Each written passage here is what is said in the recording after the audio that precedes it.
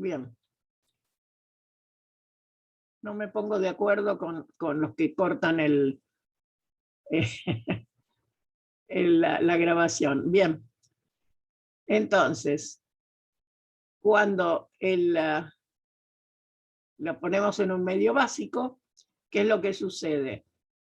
Se va a reaccionar con este hidrógeno, va a formar agua y esto va a quedar con el ion carboxilato y la amina como tal. Entonces, este se comporta como ácido, este se comporta como base.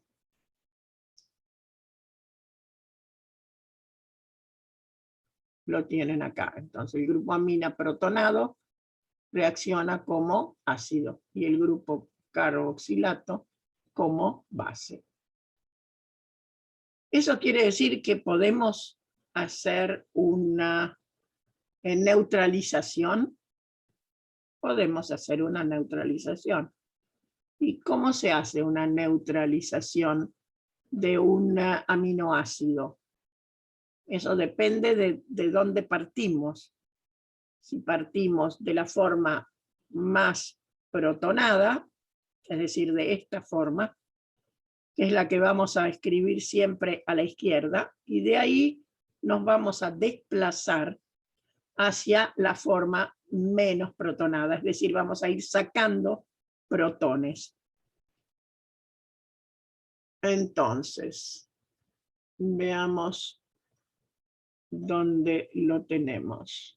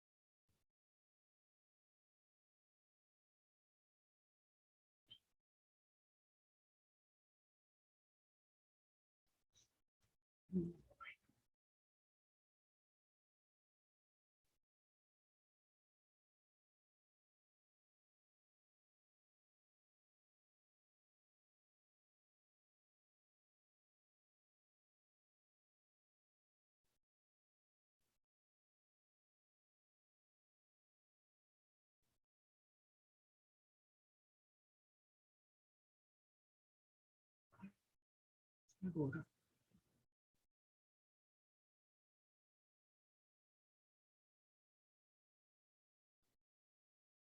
Lo siento, pero se me fue la pantalla que yo estaba necesitando. Y la vamos a buscar.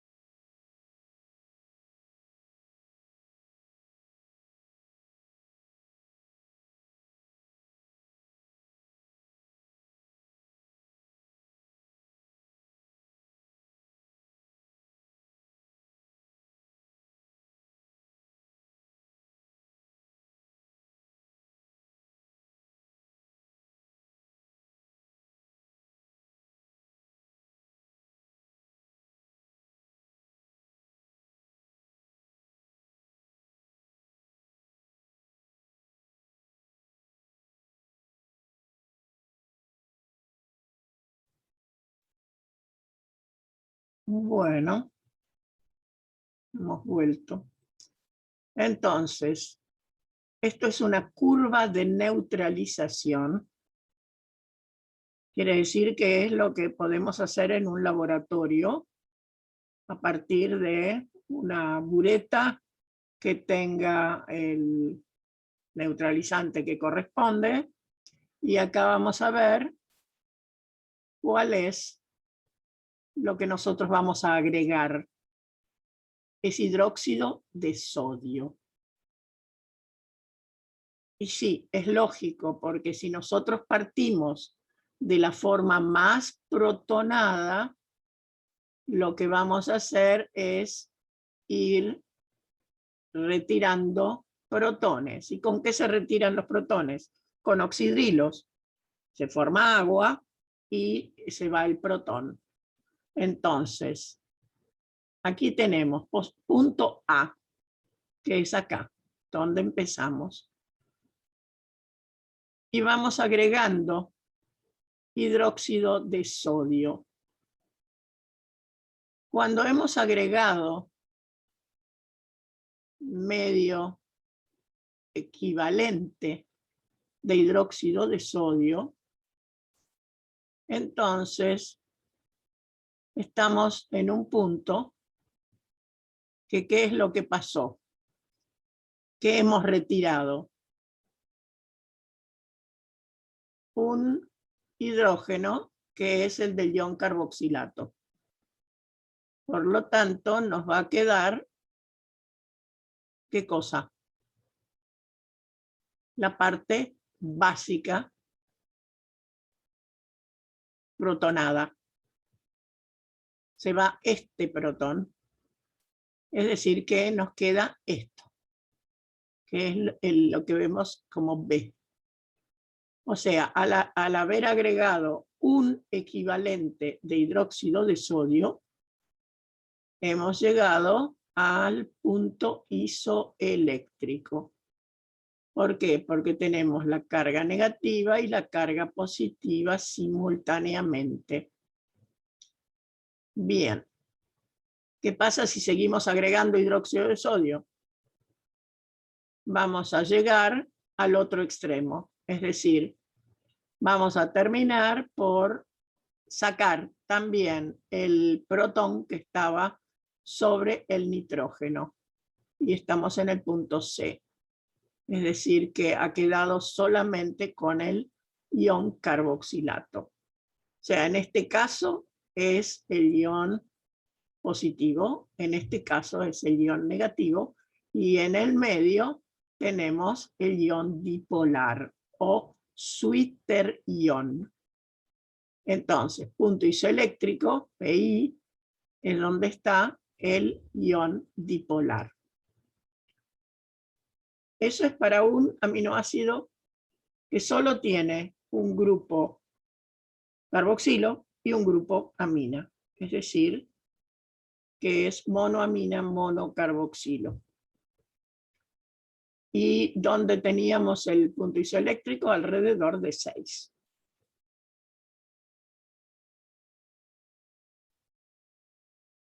¿Cuántos equivalentes de hidróxido de sodio, es decir, de la base que usábamos para titular? Uno hasta llegar al punto isoeléctrico y otro para llegar a la forma ion carboxilato. ¿Qué pasa? ¿Está todo claro? Interrúmpanme si no entienden algo, por favor. Sí, profe. Bien. ¿Qué pasa cuando tenemos más de un grupo?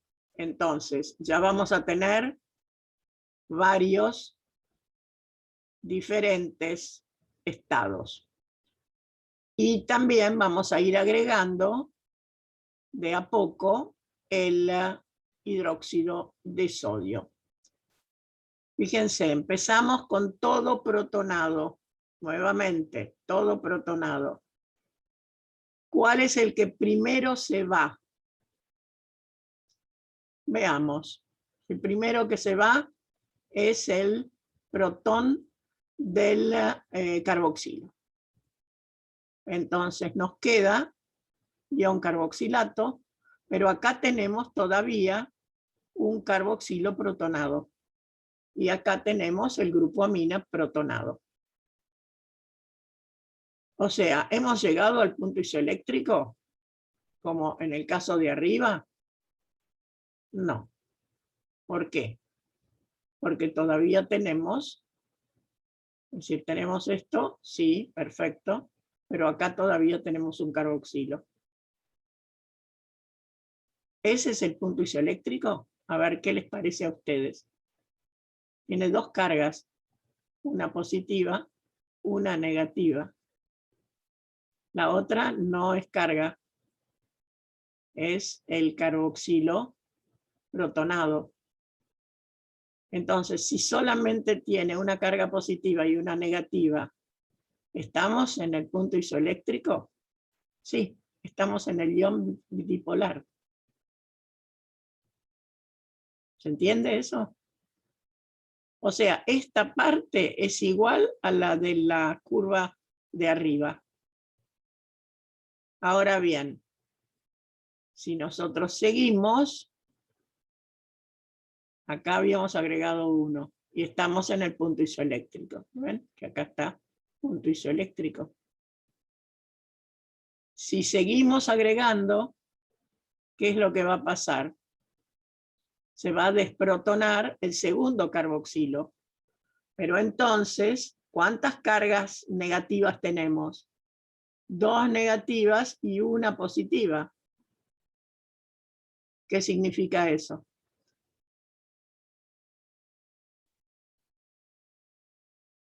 Son 2 negativas y una positiva. No es el punto isoeléctrico. De manera que seguimos agregando porque ya nos hemos pasado del punto isoeléctrico donde teníamos una positiva y una negativa. Y continuamos y nos va a quedar finalmente, cuando se vaya el protón del grupo amina, nos quedan 2 cargas negativas. Hemos comenzado con una carga positiva. Después llegamos al 1 y 1. Después pasamos a 2 y 1. Y finalmente quedamos en 2 negativas. Esa es la secuencia. En este caso se necesita más hidróxido de sodio, lógicamente, porque tenemos más protones para retirar. Tenemos que retirar el protón del carboxilo, el protón del segundo carboxilo y el protón del grupo amina. Este es entonces un aminoácido dicarboxilo monoamina dicarboxílico. Es un aminoácido ácido. ¿Y dónde vimos que quedaba el punto isoeléctrico? Más o menos en pH 2 y pico, o alrededor de entre pH 2,5 y 3,5 más o menos. Sería más o menos por acá. Ahora vamos a uno que tiene al revés. Tiene 2 grupos amina y un solo carboxilo. ¿Cómo va a ser esto? Fíjense, está todo protonado. El primero que se pierde es el protón del carboxilo. Pero nos quedan 2 cargas positivas y una negativa. Y contrariamente a este, que si nosotros lo miramos bien, después de la primera eliminación de un protón, nos queda una carga y una carga. Y al final nos quedan 2 cargas negativas. Acá, en cambio, nos van a tener que quedar 2 cargas positivas. Así que vamos a ver cómo funciona este. Aquí sacamos el primer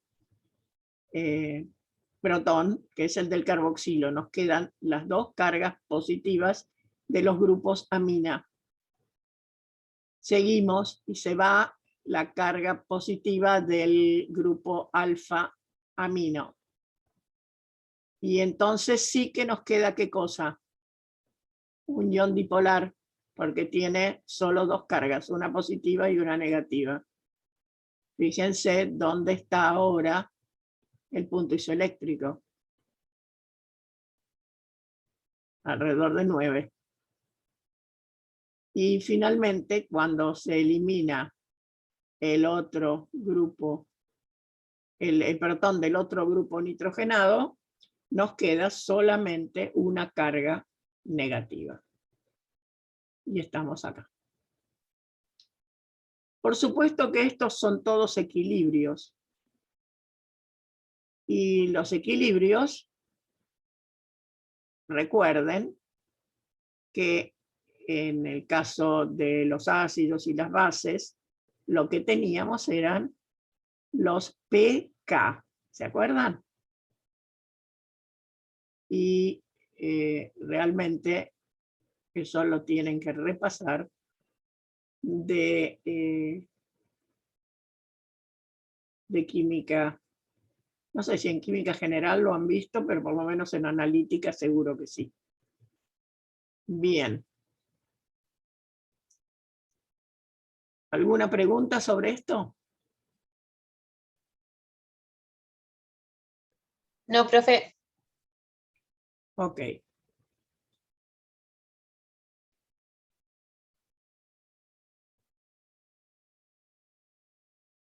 Bien. Entonces, aquí teníamos nuestra clasificación de los aminoácidos, que es la que vimos antes. Acá tenemos toda la secuencia. Y de hecho, esto apréndanlo porque ahora justamente vamos a ver cómo se calcula un punto isoeléctrico. Aquí tenemos el equilibrio, forma totalmente protonada, ion dipolar y forma desprotonada totalmente. Fíjense, en la forma totalmente protonada, cuando hay solamente un grupo amina y un carboxilo, es decir, son los aminoácidos neutros, en la forma totalmente protonada, es decir, en el medio ácido, es un catión. Si nosotros vamos desprotonando, vamos a tener el ion dipolar, es decir, el que tiene las dos cargas, y finalmente al terminar de desprotonar, vamos a tener el anión.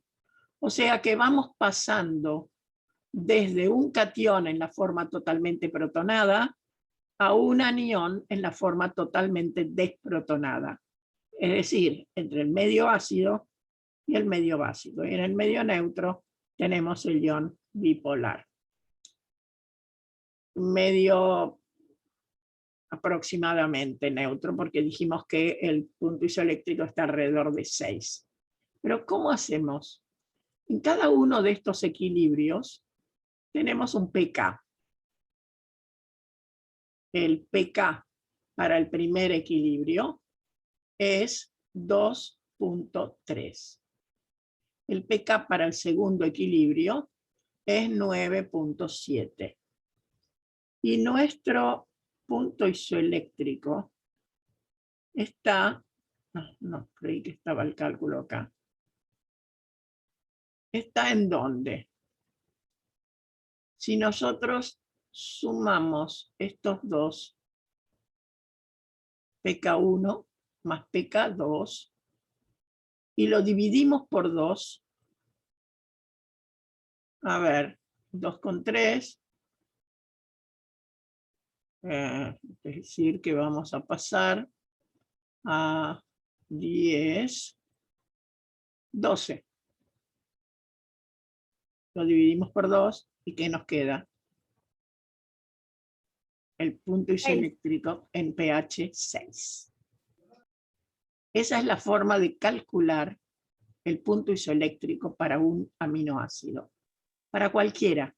Es decir, hay que escribir todas las formas desde la más protonada, retirando de a uno los protones, hasta la forma más desprotonada. Es decir, desde la forma catiónica hasta la forma aniónica. Seguramente vamos a tener más de un pK si tenemos más de un grupo funcional, porque van a entrar más formas, digamos, en el equilibrio. Y en el caso de que tengamos solamente 1 y 1, no es directamente pK1 más pK2. Pero si se agregan otros pK, habrá que ver bien dónde se encuentra el ion bipolar y cuáles son los dos pK que rodean al ion bipolar. Que eso significa que en este punto encontramos la mayor concentración del ion bipolar. Y por esa razón, el punto isoeléctrico va a estar en ese pH, que es la media entre los dos pK de los dos equilibrios que rodean al ion bipolar. Eso tienen que tener cuidado porque, perdón, porque cuando tienen otros grupos funcionales, por ahí se pueden llegar a confundir de dónde está el punto isoeléctrico. Recuerden que siempre tiene que haber solamente una carga positiva y una negativa. Si hay más de una, no estamos en el punto isoeléctrico. ¿Queda claro? Van a tener problemas de esos, en el cuestionario que viene la clase próxima. Bien. ¿Alguna pregunta al respecto?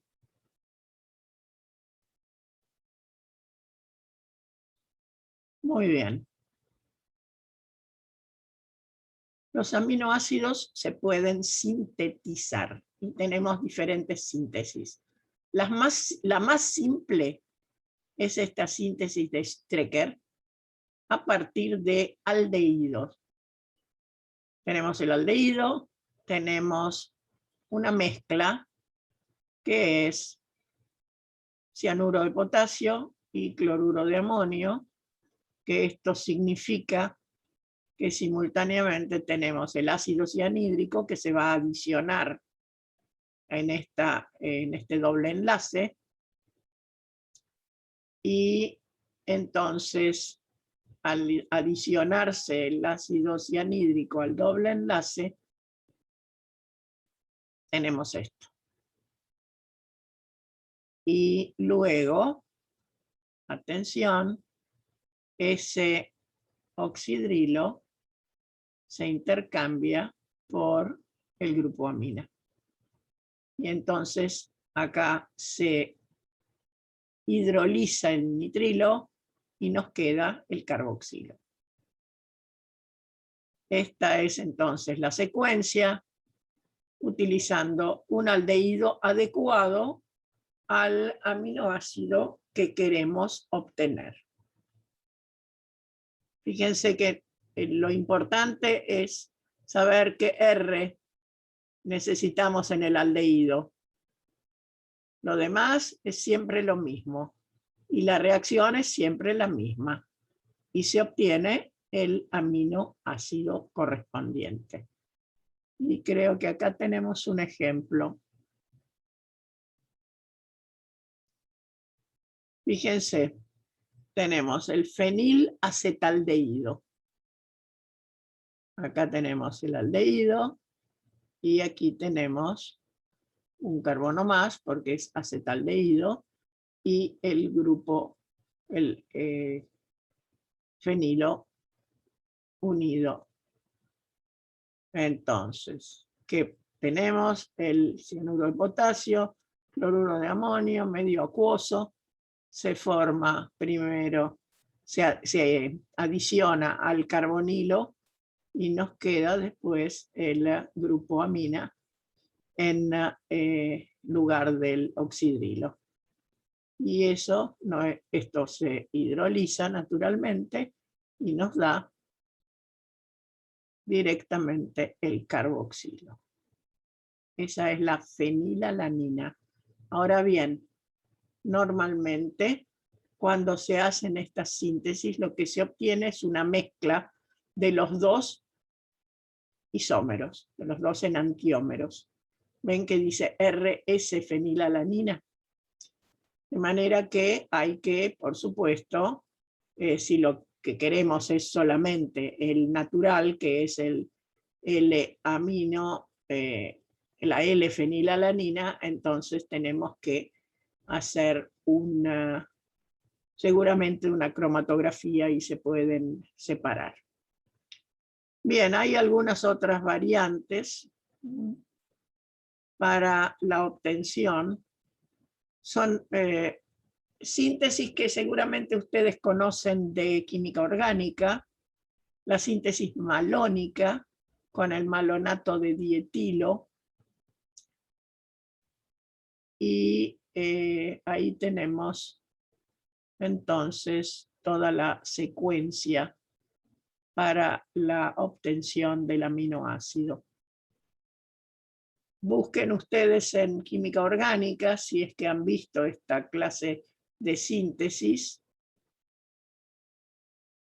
Acá tienen una un poco más complicada, pero no vamos a entrar en eso complejo porque no vale la pena. Donde más trabajamos es con la síntesis de Strecker o la síntesis de Gabriel, que es con cloroésteres, y este compuesto que es la ftalimida de potasio, ftalimida potásica. Entonces, aquí es donde reacciona el cloro del cloroéster con este grupo, es decir, se va el cloruro de potasio y nos queda unido acá. Luego se hidroliza, es decir, el nitrógeno es el que va a quedar en la molécula y al hidrolizarse se va a formar este ácido ftálico y va a quedar el aminoácido. Por supuesto que cuando se hace la hidrólisis también se hidroliza el éster del carboxilo, ¿no? Que es un éster etílico. Por lo tanto se va también el etanol y nos queda el aminoácido. Son las dos síntesis más simples, digamos, que es la de Strecker y la de Gabriel. Así que pueden aparecer en alguna pregunta de un parcial. Hay algunas que son especiales, por ejemplo la síntesis del ácido glutámico, pero en realidad es preparar la molécula para después aplicar la síntesis de Strecker.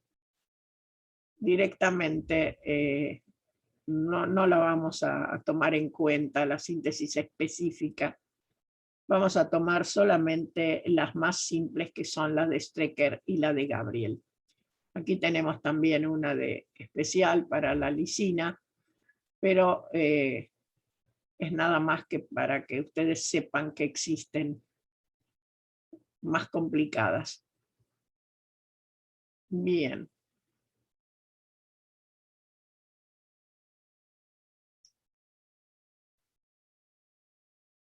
Bueno, una cosa que es importante. Una reacción que normalmente se produce entre los aminoácidos es la combinación entre el grupo amina de un aminoácido y el carboxilo de otro. Y eso no es otra cosa que la formación de una amida. Esa unión amida entre dos aminoácidos es lo que vamos a llamar unión peptídica. Y el producto es un péptido. En este caso es chiquito, tiene 2 aminoácidos, es un dipéptido. Si tiene más, será un tripéptido, etcétera, según el número de aminoácidos que tenga. Y en los medios biológicos podemos encontrar, por ejemplo, octapéptidos que tienen funciones específicas, y cuando pasamos de 10 aminoácidos, ya estamos frente a lo que vamos a llamar polipéptidos, y si todavía tienen más, vamos a las proteínas. O sea, la unión peptídica es justamente lo que da lugar a esos polímeros de aminoácidos denominados proteínas. ¿Cómo funciona una unión peptídica? Es una unión muy particular, porque es una unión que tiene, una unión amida, que tiene resonancia. Y la unión está en un plano. ¿Qué quiere decir eso? Que en el mismo plano están el oxígeno, el carbono, el nitrógeno, el oxígeno del carboxilo, el nitrógeno del grupo amina, el protón del grupo amina. Los R están...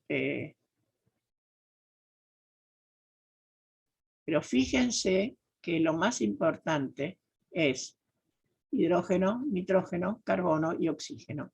Son los 4 átomos coplanares. Y estos son los orbitales P con los electrones remanentes.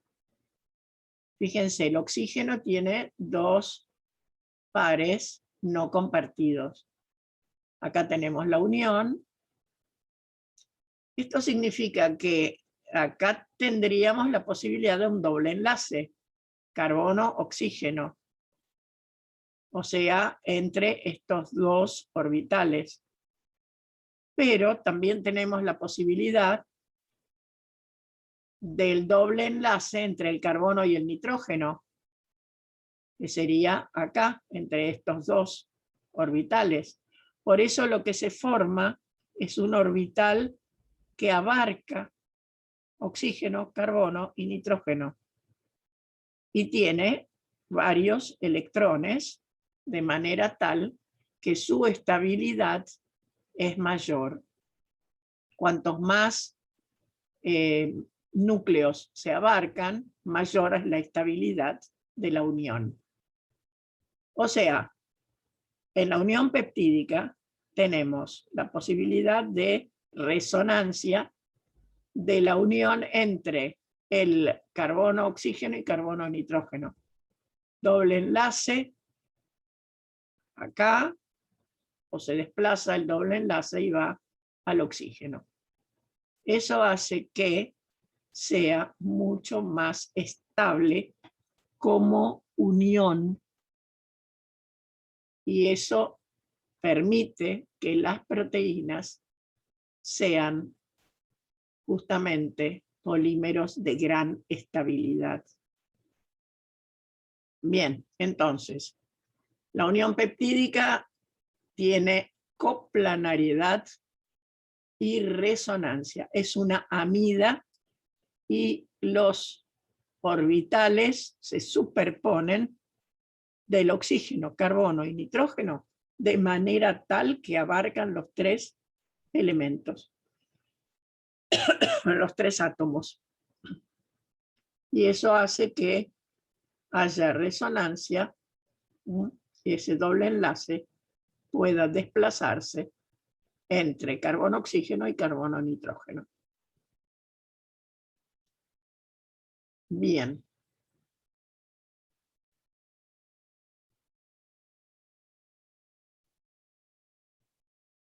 Vamos a dejarlo acá.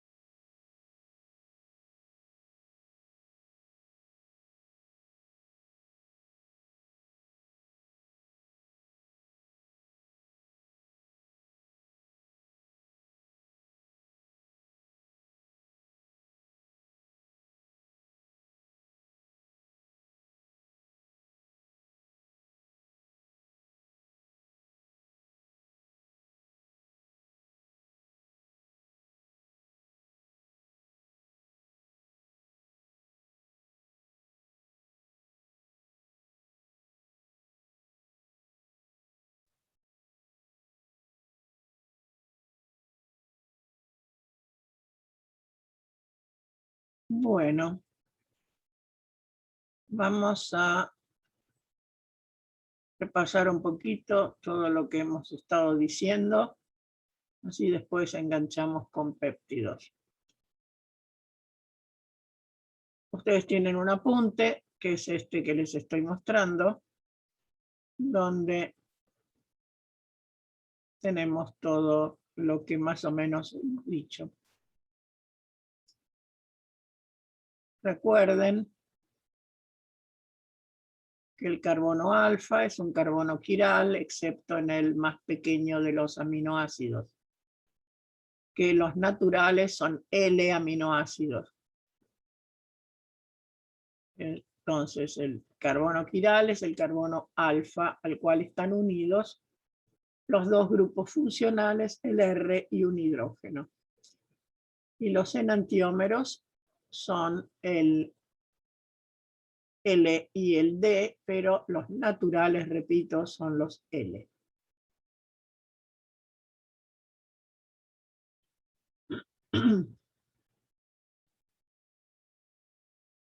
Esto es también lo que ya vimos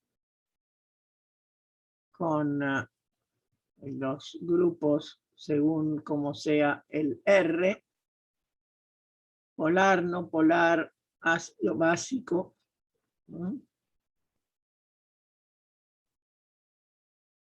Y atención que vamos a un término que es importante y que ya lo hemos visto para los ácidos grasos.